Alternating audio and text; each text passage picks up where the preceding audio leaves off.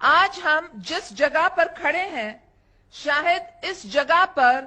1300 سال پہلے اسلام کا کارواں آ کر اترا تھا اور اللہ تعالیٰ کا پیغام بر صغیر میں پہنچا تھا۔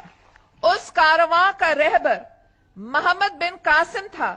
جس کو اپنی جان دے کر سندھ سے اپنی محبت کا قرض ادا کرنا تھا۔ آج مجھے خوشی ہے کہ جو سلسلہ محمد بن قاسم نے شروع کیا تھا، اس سلسلے کو آگے لے جانے کے لیے پاکستان پیپلز پارٹی کے دور حکومت میں کے ٹی بندر پر واپس توجہ دی جا رہی ہے۔ جس طرح محمد بن قاسم کے قافلے کے شہیدوں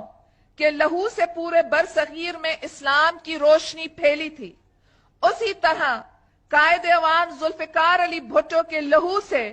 ان کے کارکنوں کی قربانی سے کے ٹی بندر میں روشنی کا ایک نیا دور شروع ہوگا۔ وہ دن دور نہیں جب کے ٹی بندر سے دھرتی کے ہر کونے میں،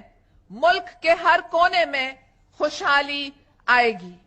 گھروں اور گلیوں میں بجلی کے بلب چمکیں گے، محنت کشوں کے ماتھے پر روزگار ملنے کی روشنی ہوگی، بچوں کے سینوں میں علم کا نور ہوگا، صدیوں سے بھولی ہوئی زمین پھر زندگی کا مرکز بن جائے گی، پاسماندگی کا دور ختم ہو جائے گا۔